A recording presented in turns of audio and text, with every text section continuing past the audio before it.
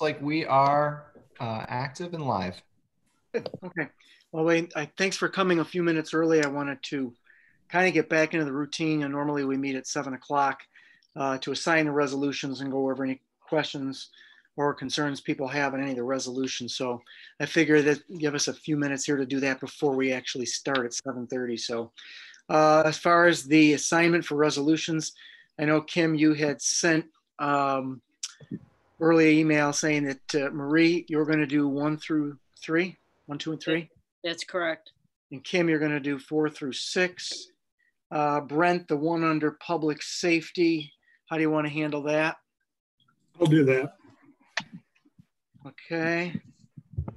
And then that's it for regular resolutions. And then we have actually 5 under new business, 4 that were pre-filed, and 1 that came in today. So of the 4 under new business, I believe all 4 of the first ones that were in our packet were finance.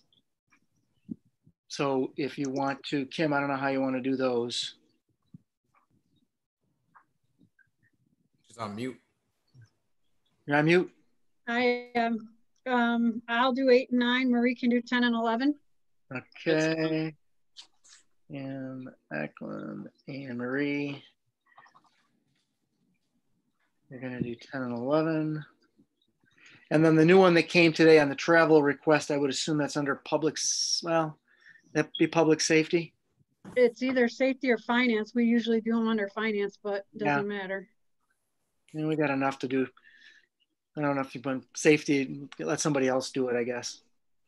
Brent, you want somebody else to do it, or do you want to do it? Or Yeah, Tamara, do you want to do that one? Yeah, let me print it really quickly because I didn't print it. Okay. So that's the one for the resolutions for the, that just came from Jennifer. Yeah, it's number 12. It's the travel request. New business resolution. Yeah, the 12 travel requests. Got it. Yeah, a short one. There you go. Oh, no. Okay. I just lost my picture again. What'd you do? You lost your picture. Lost my picture. Yeah, it's happened to a meeting last week. Still have sound. Oh, we see you. We see you. Look great. Oh, thanks. Good I job. can't see how to. Tie. We see you. You're nice and dressed up. Got your Yankee tie? I have my Yankee tie on. They're not playing. They're all. Yeah, come on. What's up with that? Although they got postponed tonight due to COVID. Well, it was the Marlins team. They had positive players and they shouldn't have played, but they did. Yeah. They didn't report it to the league, I understand. And I think that's going to be a rule change. Hey, Matt. The resolution for Winchester that were the new one.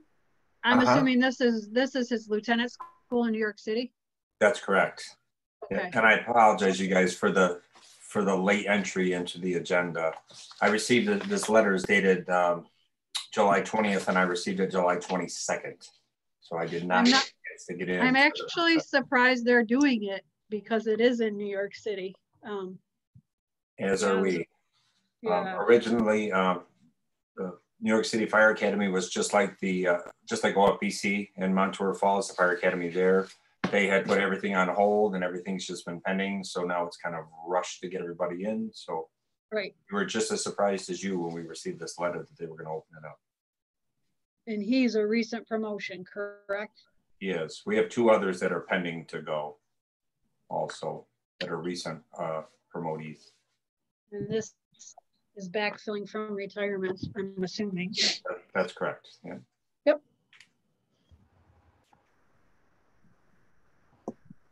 Thank you. Certainly. Okay, is there any other questions or anything else on any of the other resolutions that you want to discuss? Or are we pulling the food trucks? Is that what you decided to do? No, we haven't decided anything on that. I was going to leave it up to you guys to decide. I mean, I like I said earlier, I think our 3 choices are: we can just put it up for a vote as is, we can table it for further discussion, or we could have an amendment of any sort from the floor. So it's really up to, you know, if anybody wants to, you know, has a suggestion on either an amendment, or if everyone feels comfortable just voting it one way or the other, or if, you know, rather than get into the great debate, you know, if you wanted to take more time and look at it, you know, it's up to you guys what you want to do with it. Tony, I would like to have a little discussion on it, because I mean, it just says adopting a food vending pilot program, and there's no meat there. So I don't know what are we voting on? If we're going to vote something up or down, I guess, you know, I'd like to have a little more clarity on myself of what I'm going to be saying yes or no to. Well, in the packet, you know, we did receive the updated version of the pilot program. This came in, you know, so it has all the requirements and all the, you know, rules, guidelines, regulations, all the things that have been discussed. So I think what we're voting on tonight is whether or not you want to move forward with the pilot program as is, or if anybody wanted to make any changes to it or wanted to wait and go over it again. You know, it's up to you. That's why I wanted to throw it out there. I know that there's been some discussion on both sides about whether or not we should do it and whether this is the right time, or since it is a pilot program, do you want to just throw it out there and start it and see how it goes? But, you know, again, this is August almost, and given the situation downtown, I don't think the rest of this year is going to really give us much of a telltale sign as to whether it works or it doesn't work. But that's up to you guys, if you know how you feel about it. Tony, I just wanted to point out, I don't see this as an either or kind of thing. Like, if you're for food trucks, that doesn't mean I'm against the downtown restaurants. I think we'd all love to see our downtown restaurants full and food trucks doing a good business too, you know. So that's one thing I guess publicly I'd like to say, that if you're in favor of food trucks, it doesn't mean you're opposed to the downtown restaurants, because I don't think anyone on the screen would be. I think the biggest concern, I mean, anybody else can chime in. I know that I've met with a few of the downtown restaurant owners, and I think the biggest concern right now is that, you know, given the situation that they're in right now, they're not sure when and if and how they're going to reopen. And even if they're open now, they're not at full capacity. And so I think it's more, and when I met with some of them, I don't think they were necessarily opposed to the concept of food trucks. I think they were more concerned on the timing. It's all about the timing. Right. That's. I will reiterate that. I think you all received the comments in the packet brought in by Eric Haglund, owner of Four Below, who is representing 12 businesses. 12 or 13, yeah. Yeah, I may be wrong on the number. Not just in the downtown district, also things such as Sandy's Bakery, who has a food truck already, and other businesses that are not located in the CBD. And there are some legitimate questions and concerns that he had as a business owner that weren't necessarily just to him, that I don't even think we thought of. And the one that really sticks in my mind is, you know, we just passed all these noise ordinance things, and he had concerns about generators on trucks, and we didn't even talk about that. That was just one thing he brought up. You know, if it's parked outside his business, he wants to be able to hear what's going on in his business, and above certain decibels, he had a concern. And I personally never thought of that. So, I mean, I guess my thing is, and he and I and all of us in that room stated that they weren't opposed to food trucks, but had some concerns about this program as it exists right now. So that's where the direction came from. And that's kind of how I feel. I'm not opposed to food trucks. I just want to make sure, yes, it is a pilot program, and yes, we can change it all the time or move forward or whatever, but I don't want to hurt what's already there. And if they have concerns, I think we owe it to them to listen to them. I think also in the packet that you got, you should have received he had taken the program itself, and he had put notes in there and markings as to some questions or concerns that he and other business owners had that we hadn't addressed. So I just wanted to get that out on Friday so everybody had it over the weekend to look at it and, you know, to discuss it tonight, whichever way you want to go. You know, I have no problem putting it up for a vote, and if it passes, it passes. If it doesn't, then we can still work on it. But, or if, you know, we wanted to take the time to, you know, continue to work on it for next year, or put something in now and see how it goes for the rest of the year. And then we can always change it and modify it next year. So it's up to you guys what you want to do. I have a question, because during the public market on Saturdays, they have had a food truck within that space. I don't know what the arrangement is, but I guess having seen it there for at least a couple of weekends, I'm not sure if that is a special use there. That I'm not sure how they're doing it, but they've been patronized while people are at the public market. You can't, obviously, there are no tables to sit down and eat. They're not encouraging anyone to stay, but they do have a truck there. Now, whether they do that on a rotating basis, whether they, I don't know if any of the vendors have to pay to set up there. Obviously, I'm not familiar because we don't run the public market. That's done, you know, through Linnea Carlson, who handles that. So if anybody can answer that question, maybe it's a possibility to allow that to be done on a Saturday, to let different food trucks be part of the public market and rotate them through and see what happens. Well, correct me if I'm wrong, Elliot. I don't know if Crystal's here tonight, but she's here. Yeah. I mean, anybody can still get a peddler's permit or a vending permit and have a food truck. But actually, what we would be doing might actually be more controlling, I guess is the word. That's not the best word, but to try to limit where and when and how they can have those. So, I mean, there's nothing right now that precludes someone from getting a permit to doing that right now. So, Tony, the one concern that I had with the permits was the feet restriction on the peddlers carts. It was restricted to a 5x5 trucker cart. So a lot of those trucks would probably exceed that 5x5. I know for practicality's purposes, we have been issuing peddlers permits for those all vehicles though. And that vehicle is bigger than a 5x5, I'm pretty sure. And I'm not trying to put this person out of business, but I thought they've made arrangements somehow. They weren't there this past Saturday, but if people wanted to try it, I guess they could reach out to Linnea and see, you know, can they rotate carts, you know, the food trucks through there as a trial. Anything else on that? Anybody have any other? Sorry, they are there under the special event permit when we do the special events downtown. The vendors, the event sponsor can invite the vendors to come and set up. So maybe it could be something that they could work out with Linnea.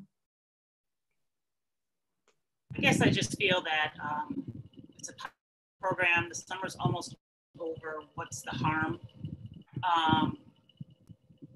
Most of the businesses that are open, there aren't a lot of businesses that are open. I don't know how many food trucks have asked to come downtown. And I see a pilot program being something at least that we've got some parameters on that we can consistently adjust. I see it as something as an either or, kind of like what Tom was saying, but you know, I mean, I guess I'm getting the sense that it's not going to pass, or it's not even going to go up for a vote. We spent a lot of time on this already, I believe. It's been hard for everybody to do things via Zoom during this crisis, and I understand that, but I just feel like we're just continuously kicking the can down the road. And well, Tim, we don't. I have nothing against downtown businesses. I have nothing against downtown businesses. I have nothing against anybody's business. But I believe that everybody gets a chance, should have a chance to run a business. But if we can have further discussion, then that's what we need to do. I would like to have a vote on it tonight, but I think I'm probably the only one. No, you're not. No, don't take away from my comment that, you know, because I would like to vote on it, and I would support food trucks. I'll come right out and say it. And but that's not to say that I want to hurt downtown businesses. I don't think it's going to have a major impact, and maybe in the long run, it might bring people downtown, which could be a good thing. So that's where I am on it. I like the fact that we can put some parameters on it too. So I guess in the interest of time, I'm hearing that we should just put it up for a vote, unless at the time it's ready. Well, I don't know if anybody else is feeling that way. I feel. Yeah, I mean, it's. I think we should put it to, you know, I agree with what a lot of you have said. I mean, really, it comes down to right now, it's a $200 difference, you know, versus a peddler's license. And we get to put parameters on it, like Tony said, you know, right now it's, you know, free game. In theory, you could go pay your $500 peddler's fee, set up in front of Gialli's and serve food all day, you know, and I think this will allow us to not let that happen. And if it brings some people downtown and it becomes a big issue, let's hope that that happens and we'll deal with it then. Yeah, you know, I'm not, you know, saying that I'm against food trucks or I'm against the downtown businesses, but I know we received that information in our packet, but I also know that there was a conversation about the brick and mortar, you know, restaurants, you know, because it's a pilot and it's so late that the brick and mortar restaurants would be able, we would do that for this year and as a pilot and then come back and look at it, because I don't feel that as a group we've talked about it. You know, I don't know who, I don't know, you know, maybe public safety, but I mean, as a council, I don't think we really sat down and hammered things down. And so, like I said, you know, I'm not saying I'm against food trucks. I'm not against the restaurants. I just thought that, you know, the last conversation I thought what I thought was that it was going to be the brick and mortar. We were looking at brick and mortar being able to put out the food trucks, their food carts, and then because it is a pilot, and we would have enough time to look at it next year for the next summer to settle it and come up with something. Okay. Anybody else? Otherwise, we can get going. I don't know, Brent. So I assume we're just going to leave it up, and unless someone at the time it's read wants to make a change or. Right. So I just have one more question then. So when we say, so if we vote for this, we're voting for what was in our packet. That's all. Correct. All the other conversations that we've had are null and void. Wait, what was that? I apologize. I'm just wondering, because I just want to make sure I know what I'm voting for, because there's been other conversations. So the conversation, so if this vote that we have tonight is going to be concerning the information that we received in our packet and not any other conversations that have been had. Correct. Correct. What was pre-filed with it, unless an amendment is made from the floor. Right. I just want to make sure. Okay. Thank you. All right. Anything else? Brent, and you were going to say something, or you good? Could someone please answer how many feet, because we've had so many iterations, how many feet from a restaurant was it finally agreed on would be the distance? Did you have because I've heard 200, I've heard 150, I've heard 125. I just want to know so that we're all on the same page, the distance from an existing brick and mortar restaurant, how far was the actual final? Because like you said, Councilwoman James, that we've had so many conversations, and some people have had conversations with businesses that we all haven't been involved in. So I'd like to know what the actual footage from a brick and mortar finally was the final. It's 125 feet, Marie. 125, okay. Any other questions on that? And the fees are $150 and $300, correct? $150 for established downtown restaurants, $300 for somebody outside the city. Right. Is it downtown or is it city? City. Thank you. Okay. Any other questions? If not, President. Oh, go ahead. Before you begin, with the Zoom session, these get a little strange, but I do have waiting to join Attorney Stephen Ricca, as well as Stephen All in regards to the Gateway Lofts projects. It's my understanding Council Member James would like them to join. I just want to confirm that that's okay to bring them in.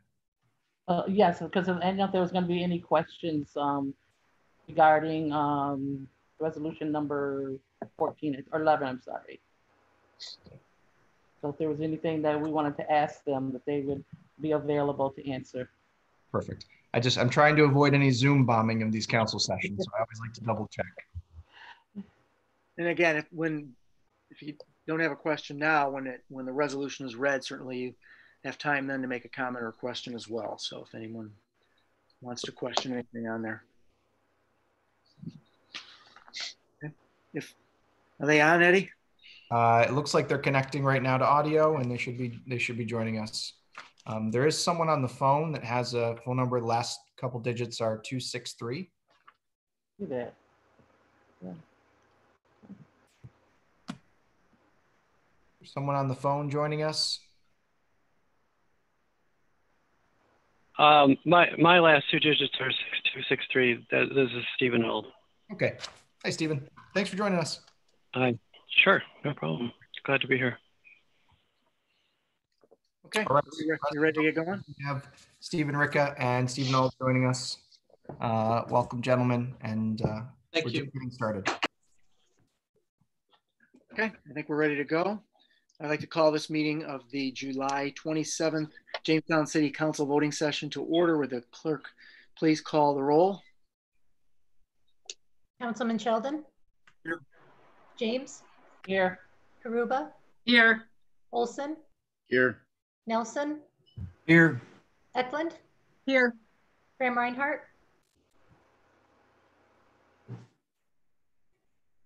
Must mute. Russell? Here. And Doles? Here. Do I have approval for the minutes of the June 29th voting session? So moved. Moved by Councilwoman James.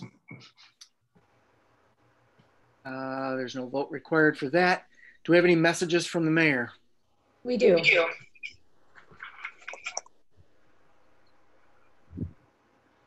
Dear council members, on July 9th, 2020, I recognized by proclamation the retirement of one City of Jamestown employee, Chief Harry L. Snellings.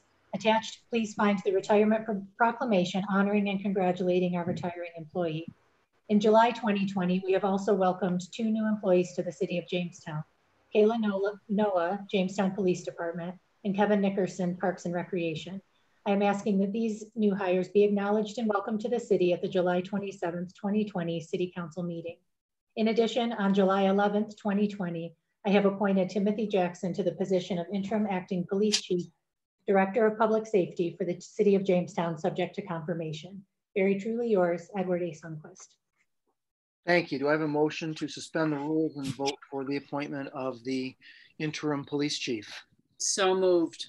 So moved by Councilwoman Karuba. Would the clerk please call the roll on the suspension of the rules?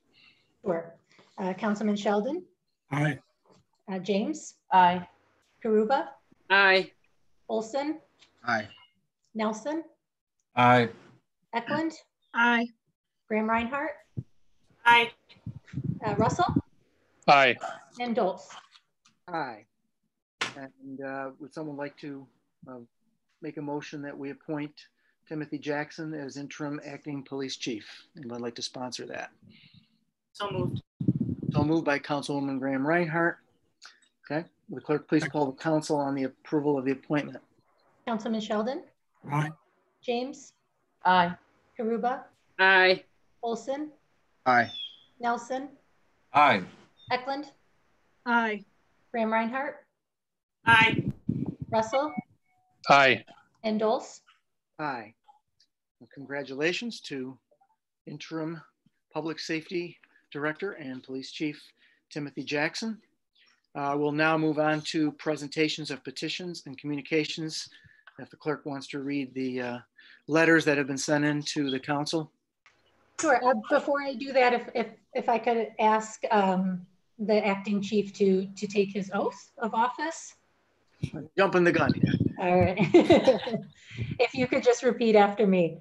I do solemnly swear I do solemnly swear that I will support the Constitution of the United States that I will support the Constitution of the United States and the Constitution of the State of New York, and the Constitution of the State of New York, and that I will faithfully discharge the duties of the office of Interim Acting Police Chief / Director of Public Safety and I will faithfully discharge the duties of Interim Public Safety Director for the City of Jamestown, Chautauqua County, New York, for the City of Jamestown, Chautauqua County, New York, according to the best of my ability. according to the best of my ability.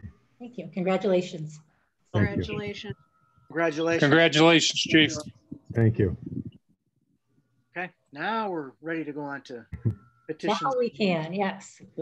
Okay, I have a few emails to read into the record, all pertaining to food trucks. Dear City Clerk and City Council, I would like to have read into the records of Monday, the 27th of July, the following restaurants: Four Below, Gialli's, Lissandro's, The Pub, Sandy's, The Cherry Lounge, The Chop House, Taco Hut, Hot Spot Cafe, Jeremy's Bellevue, Game Time, Sauce, and Shawbucks have met and would like to submit the following, which was given to Tony, Kim, and Jeff from the Jamestown City Council on Friday, the 24th of July at 9:30 a.m. Overview of submission.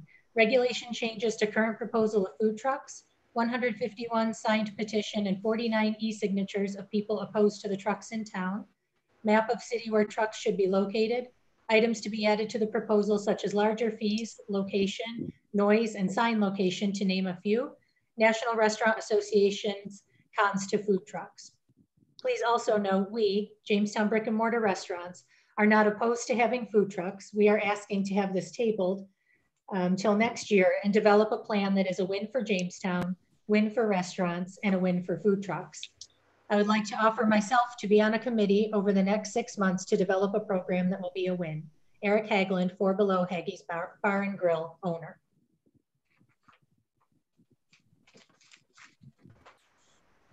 To Jamestown City Council, from Peter Shira, resident and owner, 207 to 209 Pine Street, Jamestown Skate Products Retail Store / Indoor Skate Park. Kate Harris, 207 to 209 Pine Street, resident owner, The Sprinkle Cone. Subject, food trucks downtown. Kate and I would like to officially state that we are fully supportive of having food trucks downtown. We have been full-time downtown residents for 11 years and downtown business owners for even longer. Food trucks are something we have always enjoyed while traveling to other cities, and we've always wished there were some in Jamestown. We believe food trucks would be a great addition to our mix of food service businesses downtown, especially during these forever changing times. On a daily basis, our businesses are frequented by a lot of kids and young adults. Parents drop them off for several hours to skate and hang out in a supervised, safe place with their friends. As I'm sure most of you know, kids get hungry quite often. On our block, there aren't a lot of options for the youth to grab a bite to eat. There's Gialli's, Hot Spot, and Four Below. And 2 out of the 3 are bar environments, which often have employees and or patrons smoking cigarettes directly outside the premises. I can speak on behalf of any parent that frequents our businesses that they would rather their children not go anywhere near an environment built for the 21 and up crowd. As I write this letter, Gialli's is already closed till further notice, and Forte just announced the same news. We are running out of food service options downtown. Food trucks may also be a safer option for folks who are not comfortable entering a closed air space during the COVID-19 pandemic. This could help keep up traffic and tax revenue downtown while we are trying to figure out what the future looks like. Thanks for listening, and thank you for all your hard work, Pete and Kate. And that was signed by both individuals.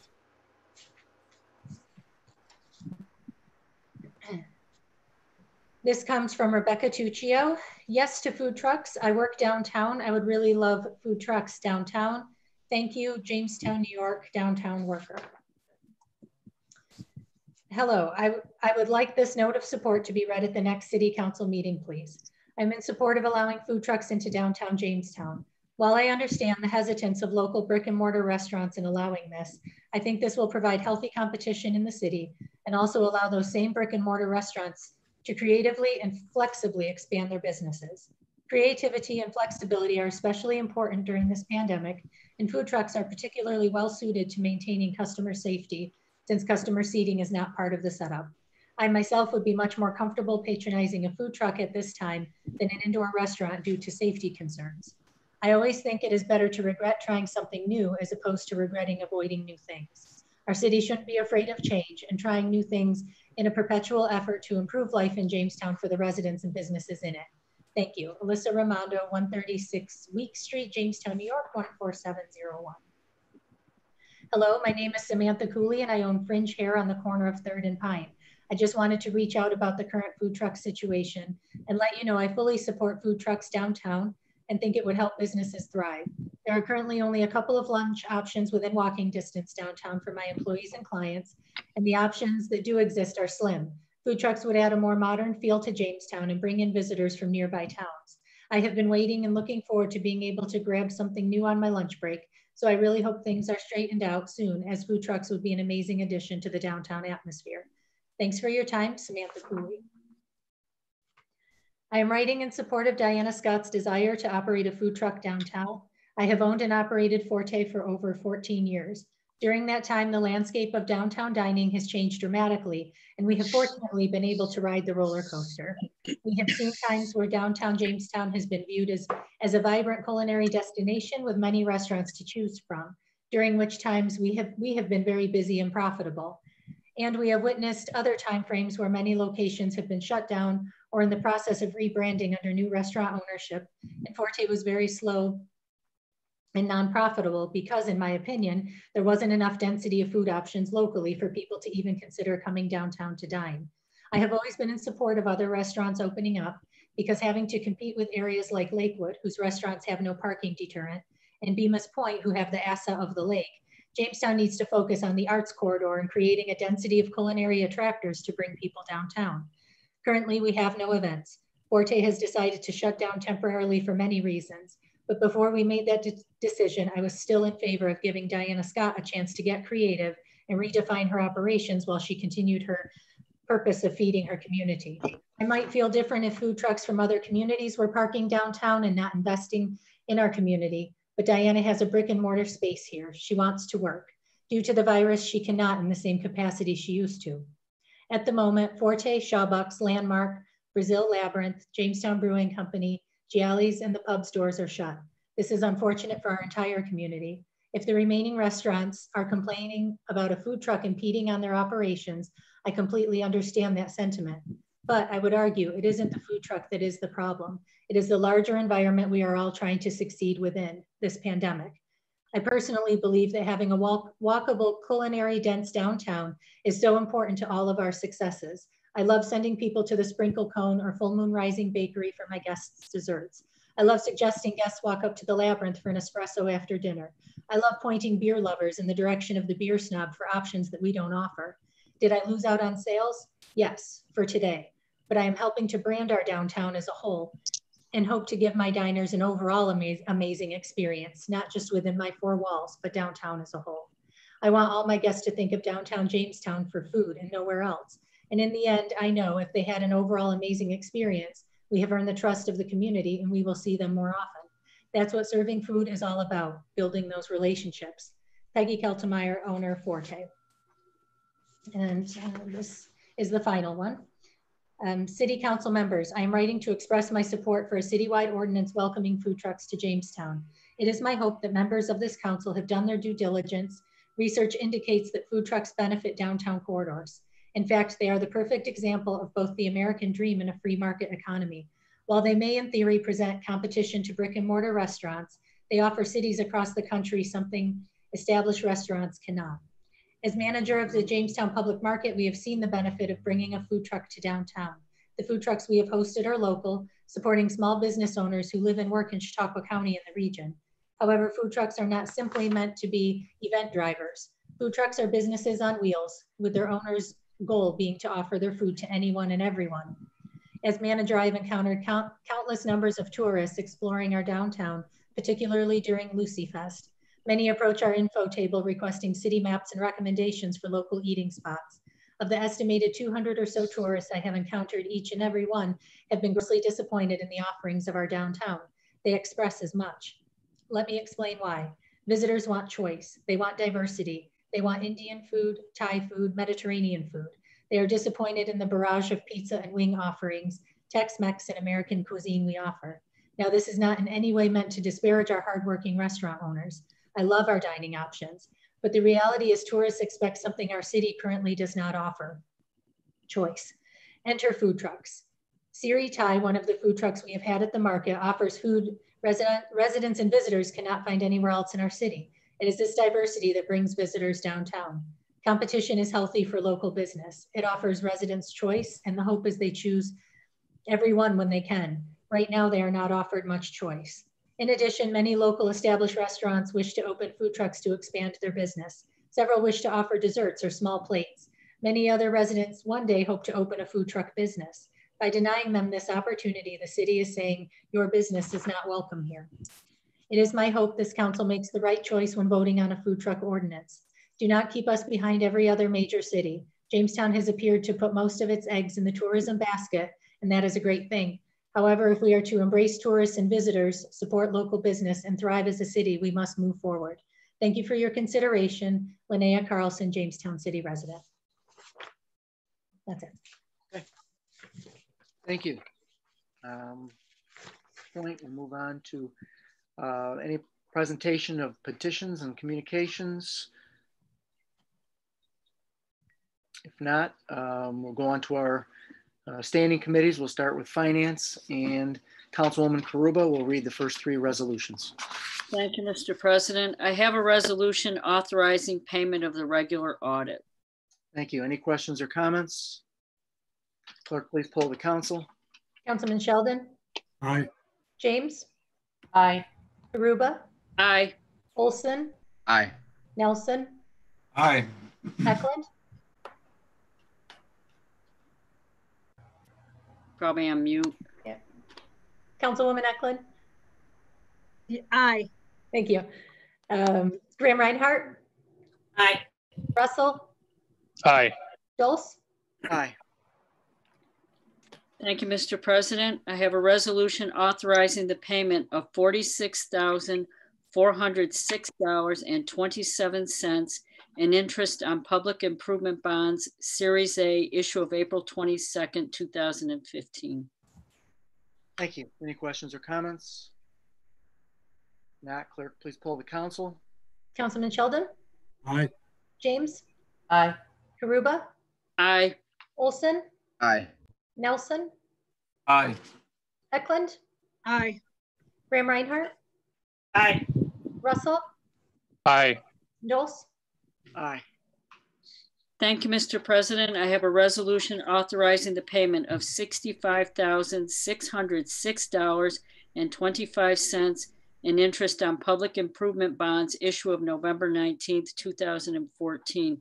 And I believe this was bonding to fund the Cherry Street and Main Street ramps. Any other questions or comments? I was just going to point out, I wanted to thank Kim for reading through what those actually went to during the work session.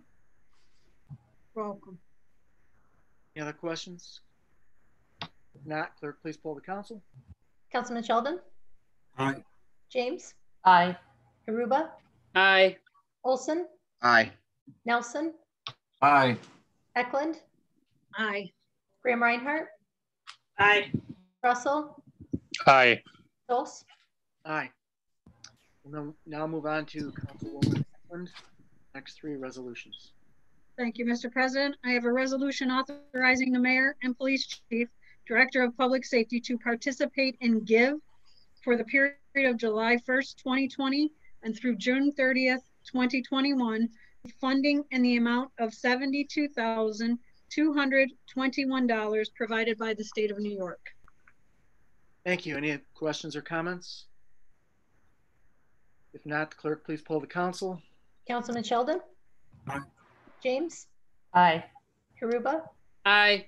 Olson? Aye. Nelson? Aye. Eklund? Aye. Graham Reinhardt? Aye. Russell? Aye. And Dulce? Aye. Okay, thank you, Mr. President. I have a resolution authorizing firefighter Ryan Saunders to attend the New York State Fire Investigation course at the New York State Academy of Fire Science to be held in Montour Falls, New York on July 20th through 24th and July 27th through 31st, 2020, with expenses paid pursuant to Section 77B of the General Municipal Law. Thank you. Any questions or comments? Clerk, please poll the council. Councilman Sheldon? Aye. James? Aye. Karuba? Aye. Olson? Aye. Nelson? Aye. Eklund? Aye. Graham Reinhardt? Aye. Russell? Aye. And Dose? Aye. Thank you, Mr. President. I have a resolution authorizing the mayor to execute change order number 1 to the streetscape reconstruction 2019 East 3rd Street to Pine Street, Potter's Alley from East 2nd Street to East 3rd Street, Black Bear Alley, contract with R. Patty Concrete Excavating LLC, P.O. Box 3081, Jamestown, New York, 14702, for a total increase of $10,439.25, subject to the approval of Corporation Council as to form. Thank you. Any questions or comments? Where's Black Bear Alley? Anybody know where that is? Just wondering. Behind Hall and Leo's legal office, right off of Pine Okay, Street. out of there. Okay. That's just an odd name for in the middle of a downtown, but that's okay. Any questions or comments? If not, clerk, please poll the council. Councilman Sheldon? Aye. James? Aye. Karuba? Aye. Olson? Aye. Nelson? Aye. Eklund? Aye. Graham Reinhardt? Aye. Russell? Aye. And Dose? Aye. That concludes our resolutions pre-filed from finance. We'll now move on to public safety and Chairman Councilman Sheldon. Read resolution 7. Thank you, Mr. President. I have a resolution adopting a 2020 mobile food vending pilot program and establish a permit fee structure. Thank you. Any questions or comments? If not, clerk, please poll the council. Councilman Sheldon? Aye. James? Aye. Karuba? Aye. Olson? Aye. Nelson? Aye. Eklund? Nay. Graham Reinhardt? Aye. Russell? Nay. Dose? Aye. Okay, that takes care of public safety. There's nothing on public works, so let's go on to. Hey, Tony, do I have to read the resolution about under new business? It's under new business. That's coming up. Thank you. Thank you. We'll go 8, 9, 10, 11, and then on to 12. All right. So, Thank you. We'll get to 12. So under new business, resolutions 8 and 9 will be read by Councilwoman Eklund. Thank you very much.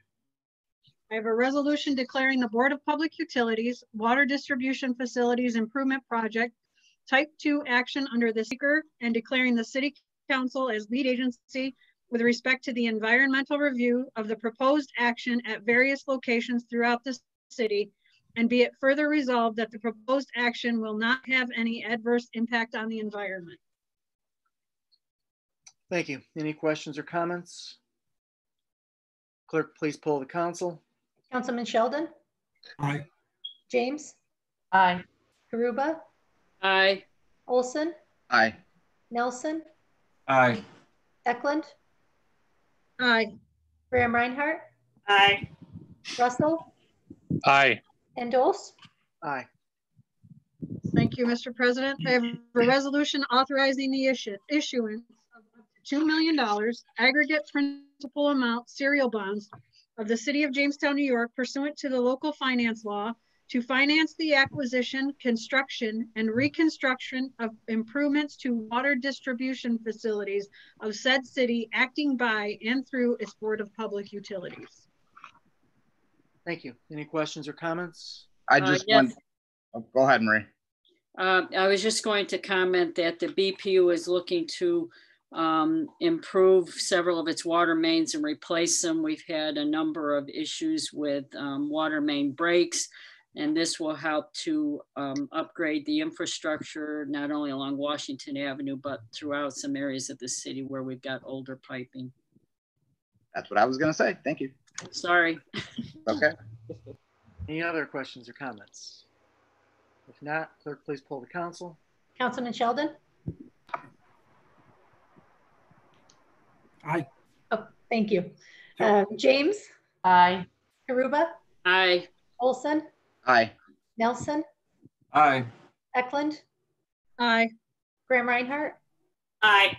Russell? Aye. And Dulce? Aye. I'll move on to Councilwoman Karuba for resolutions 10 and 11. Thank you, Mr. President. I have a resolution authorizing the mayor to enter into an agreement with H.H. Jamestown LLC, modifying the terms of the May 7th, 2018 parking agreement for the period of June 1st, 2020 through December 31st, 2020, subject to the approval as to form by the Corporation Council. Thank you. Any questions or comments? If not, clerk, please poll the council. Councilman Sheldon? Aye. James? Aye. Karuba? Aye. Olson? Aye. Nelson? Aye. Eklund? Aye. Graham Reinhardt? Aye. Russell? Aye. And Dulce? Aye. Thank you, Mr. President. I have a resolution authorizing the mayor to enter into the mitigation agreement as it relates to the Gateway Lost project and accept funds in the amount of $350,000 and no cents from Southern Tier Environments for Living Incorporated, STEL, subject to the approval as to form by the Corporation Council.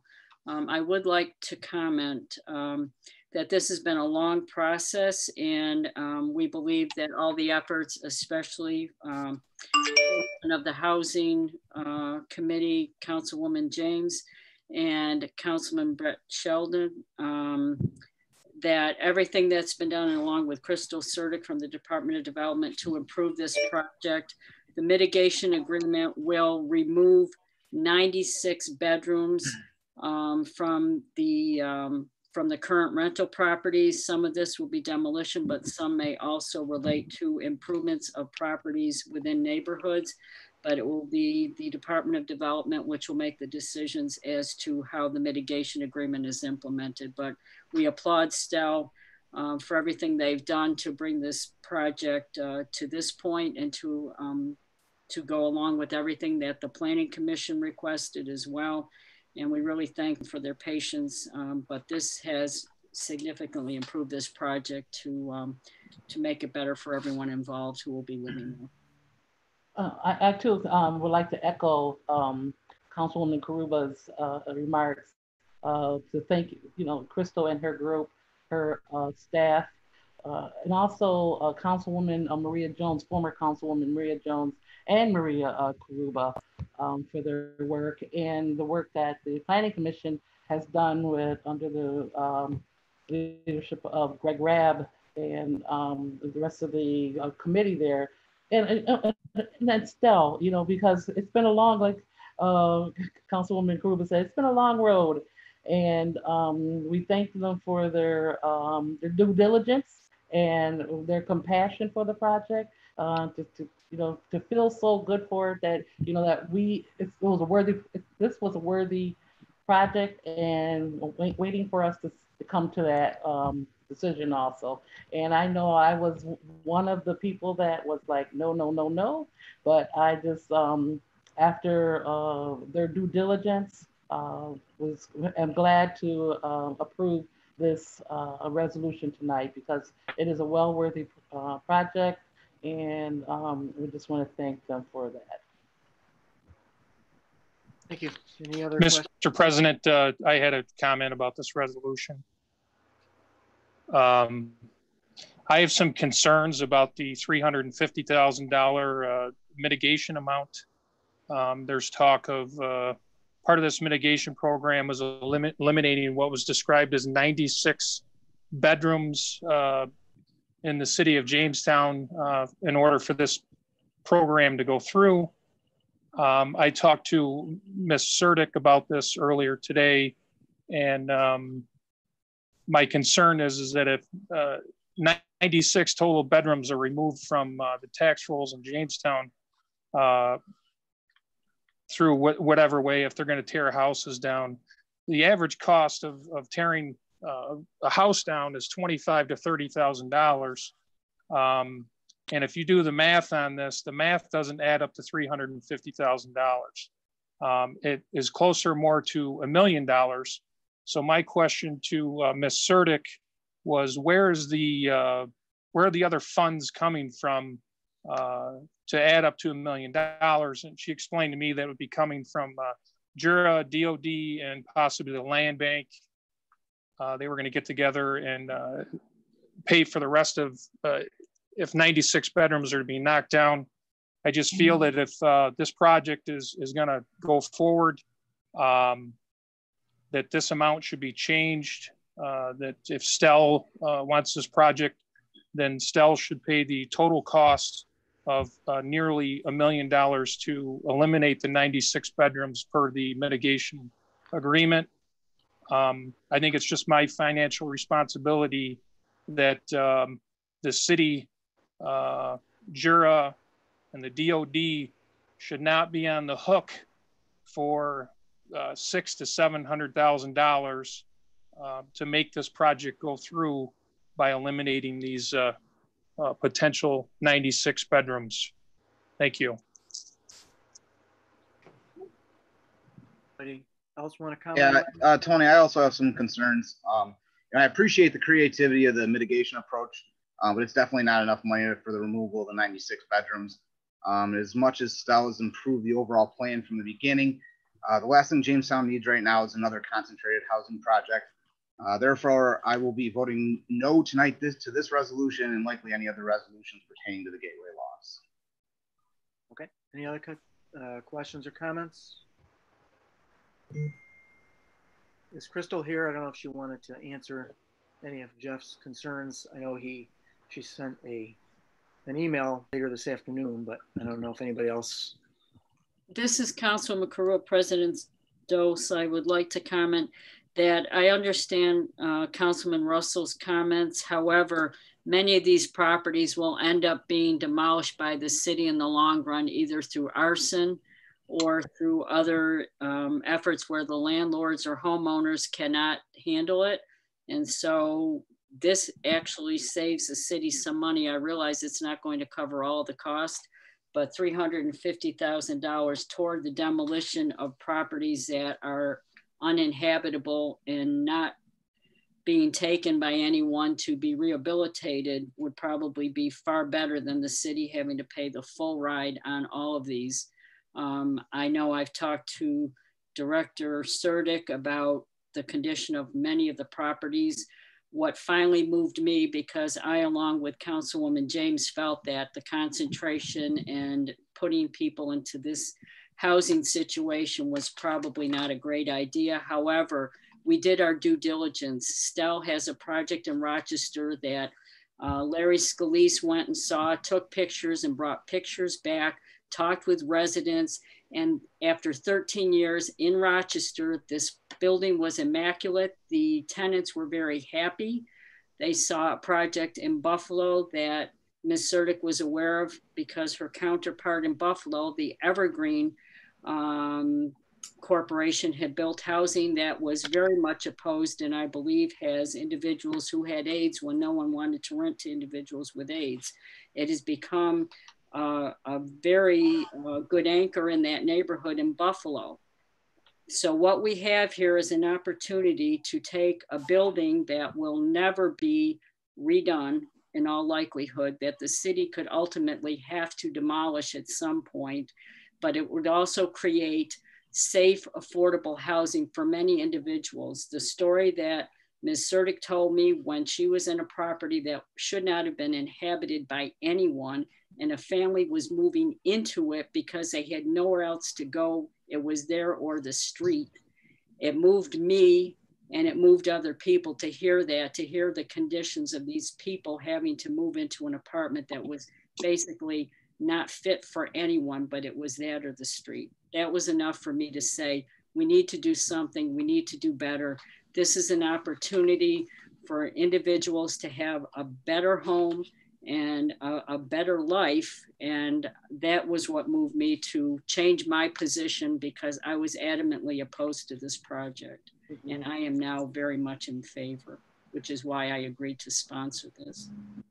And I can appreciate that, because for 23 years, I didn't walk in just one home around this community. I walked in many, many homes and saw things, frankly, that were just completely deplorable and very discouraging. The way I saw some people that were living, and there were times where I was very frustrated. So I don't necessarily have a problem with the program. I just think that if Stell wants to engage in a $30+ million program, then they should step up and pay more in this mitigation program.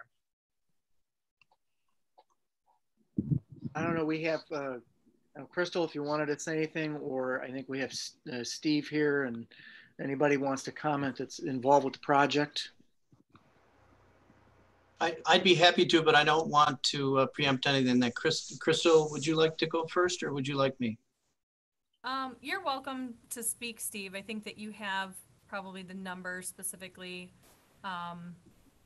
you know, more at the ready, but I will say, looking at what it would ultimately cost us to demolish the Gateway Lofts building, which is where it's headed at this point in time, you know, that's a financial burden that we cannot handle. We don't have the ability to demolish a building of that size.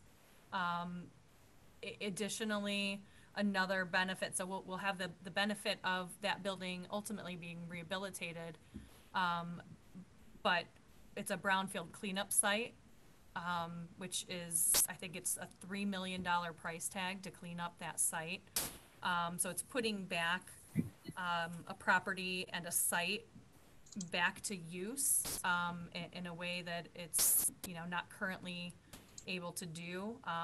So it's, you know, cleaning up the site, it's making it a better site, a healthier site, the building as well. The standards by which rehabbing a building and remediating a building through the brownfield cleanup program to a residential standard are so high that, you know, I think that benefit in and of itself is, you know, the financial burden that we would have to take on to remediate that site if it had to ultimately be demolished is something that, you know, I don't even want to imagine what that would have to cost us. So, Steve, if you want to add anything to that.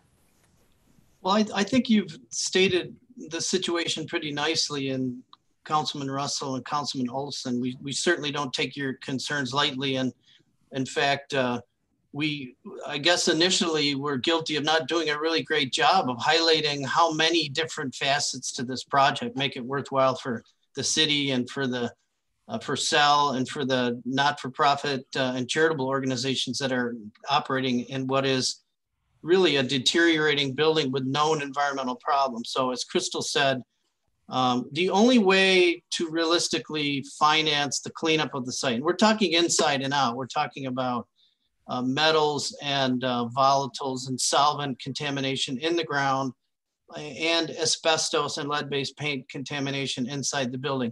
Nobody wants those materials in a place where people are being served or where people are relying on charitable organizations to make sure that they're fed and clothed and have a house over their head. So I totally agree that an investment in the city of Jamestown is very important. The investment beyond the environmental remediation and beyond the, well, we're beautifying a section of the city's Riverwalk to complement the great efforts of former Mayor Teresi, and I'm sure Mayor Sundquist is going to continue.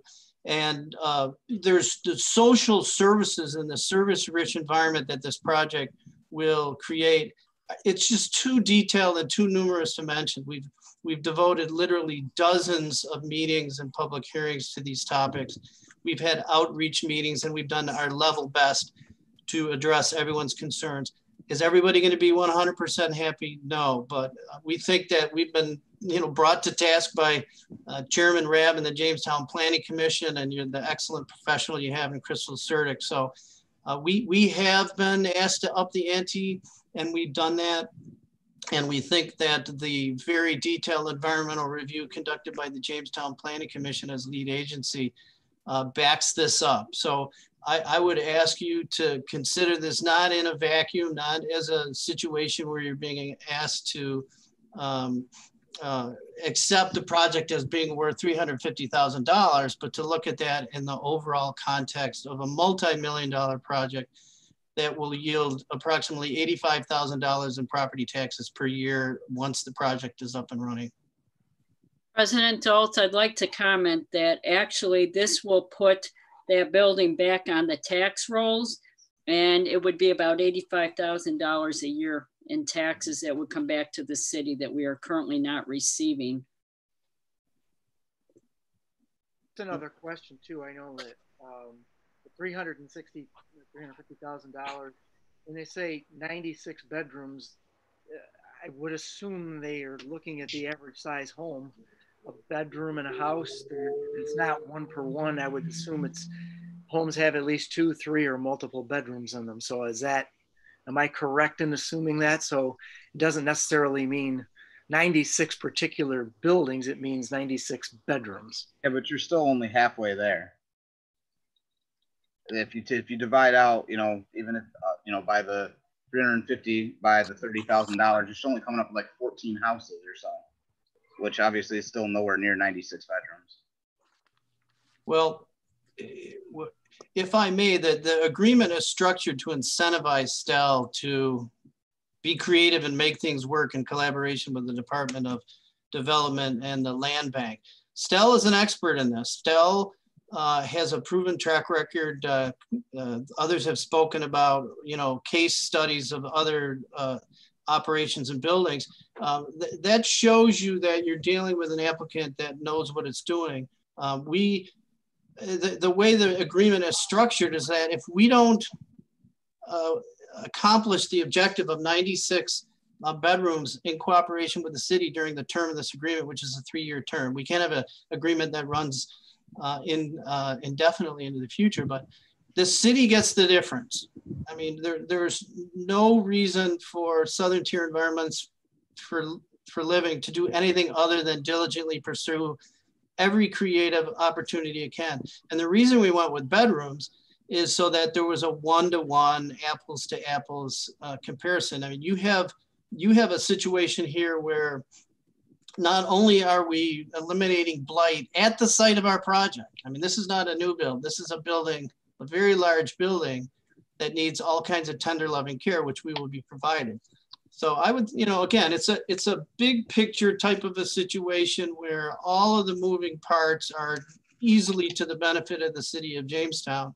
And we're very proud to have been a part of it. And we're proud to have worked with council persons, Karuba and James and Nelson and others to get here. Thank you. Anybody else have any You're welcome. Comments? I just wanted to make one final comment that I don't oppose the humanistic side of this program, and I appreciate the hard work that has gone into it by all. I have a great amount of respect for Ms. Surdick. I have a great amount of respect for Mr. Raimondo and the other council people that worked on this. I just, the dollar amount on this mitigation program, I just don't agree with. Any other President, questions or comments? President Dulce, Sure. would you mind yielding a minute? Go ahead. Thank you. My time to the mayor. I just want to point out one thing, and folks can correct me if I'm wrong. The project has received the approvals that it needs to move forward. The only thing you are all voting on is going to be the actual mitigation agreement, which would provide funding to the city as part of the project to help deal with blighted homes and other properties. Should you vote this down, the project will still continue, but Dell will no longer have to provide the city any funding to deal with any of the blighted properties. So voting no to this agreement would mean the city would receive no compensation, no mitigation, and we would have to bear the entire cost of any other blighted properties as it goes forward. This was a negotiated agreement, and as Mr. Ricca had indicated, it has gone up actually quite significantly from the original amounts, and was a lot of discussion between several members. So I do want to just let the council know, obviously you can vote no on this, but a no vote means the city receives absolutely zero funding and will have to, will not have any additional funding to make up for the new project that is going to go forward either way. It's already received all of the approvals needed to move forward. When I change my statement, I'll be voting yes, but I'm still not 100% behind the project. So I have a question. So what you're stating, I hear you saying, Mr. Mayor, that we're not going to be voting on this project overall after tonight? I'll ask Crystal to correct me, but I believe all of the plans have already been approved by the Planning Commission. It's already received its zoning variances, and you all can correct me, but this is going forward as it is. It's really just a matter of, will the city receive the mitigation funding, the additional funding to deal with the blighted properties? And I'll ask Crystal or Steve to correct me if I'm wrong. We do have all of the local zoning and discretionary approvals. So I asked the question again. Is the city council going to be voting again after tonight to move forward with this project? No. No. This will be the last vote on this project overall. That would be incorrect. There will be one additional vote for the pilot program for the city to receive tax payments in lieu of taxes on the property.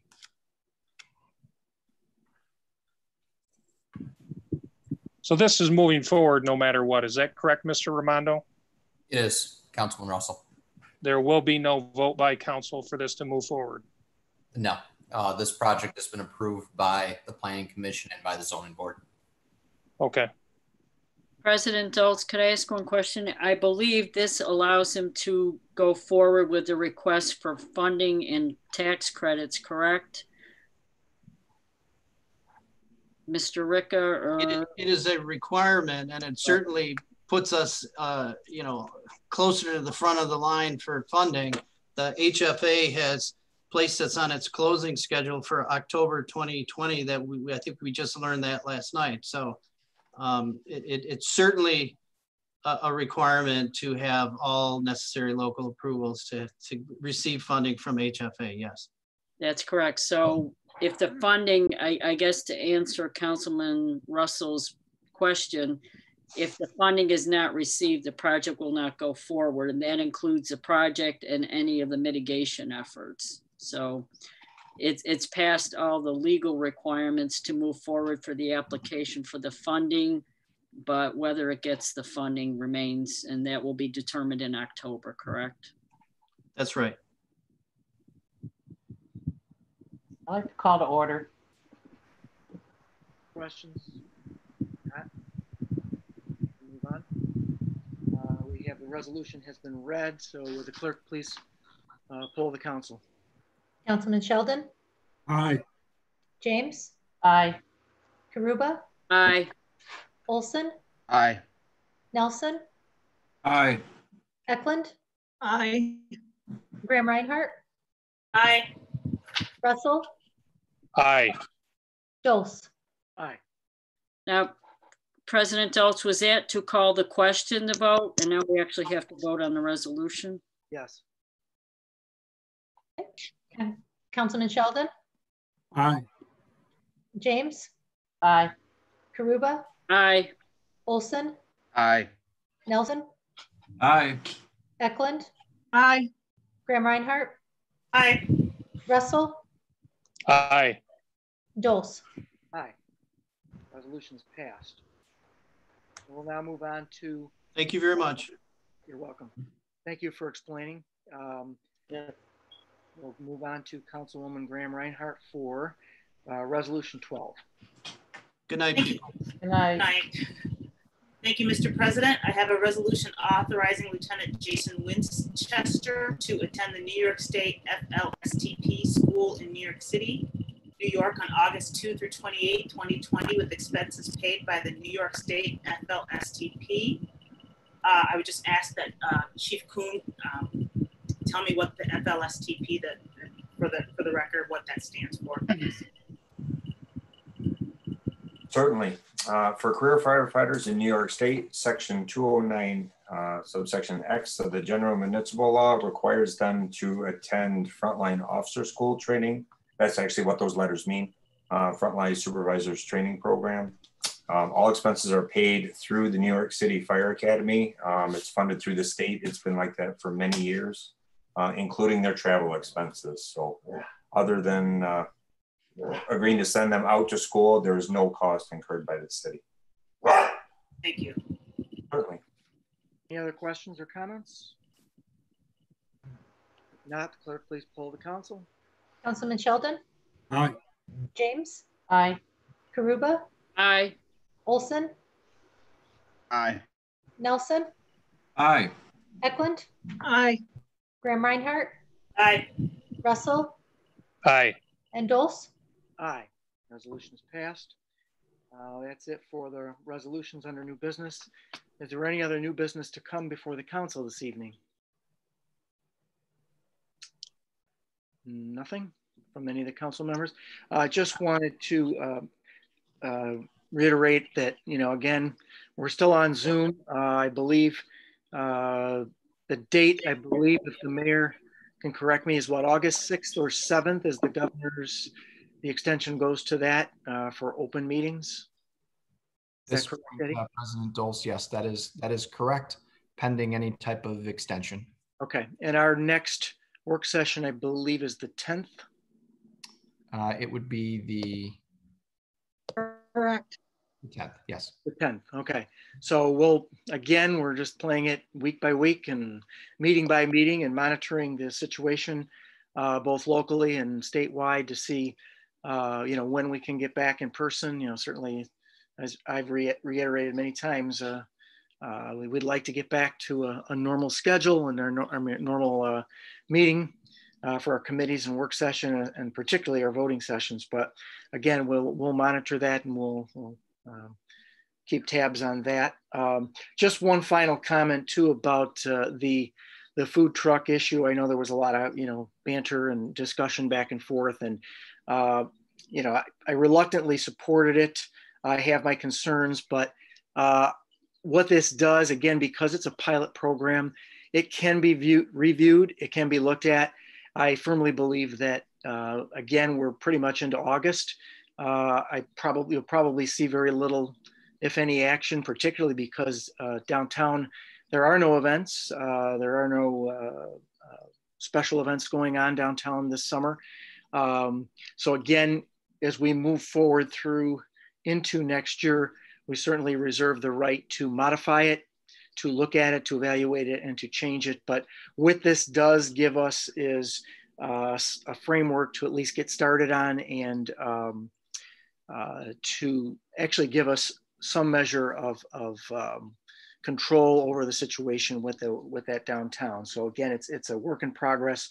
It's not the final, product. I would assume that, as I said, we're probably not going to get a lot of feedback, information, whatever, that would give us an idea how well it will work, particularly in the next month as we wind down the summer.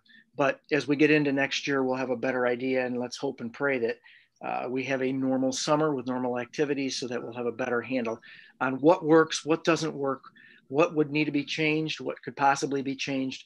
And again, to do what's best for everybody involved, the city, the brick and mortar businesses, and as well as the food truck businesses as well. So I just wanted to make that comment that this is a work in progress, and we'll monitor the situation and we'll move on from there. President Doltz, I'd like to comment to your comment that since the businesses downtown have suggested that they would like to sit down and discuss this, I would strongly encourage, and my reason for agreeing is that this is a pilot, but I would really encourage there to be a group, whether it's city council members, a particular council committee, that they have a discussion with the business owners as well as some of the individuals who are proposing the food trucks to discuss their concerns and maybe how best everyone can coexist. If there's a particular location, a particular time, you know, some of the businesses only are open during the day. They don't always serve dinners. Some serve dinners and not lunches. It would behoove us to incorporate and bring those individuals in to have a further discussion. As Councilwoman James pointed out, we really don't have all the information from everyone who's going to be impacted by this. And we need to do more work to bring this program to a better resolution for everyone involved. So I would strongly encourage you to get that committee going as soon as possible when this food truck season's concluded. Thank you. I totally agree. Any other new business to come before the council? If not, I declare this meeting adjourned, and we'll see everybody on the 10th. Thank you. Thank you. Thank you. Have a good night. Thank you. Good night.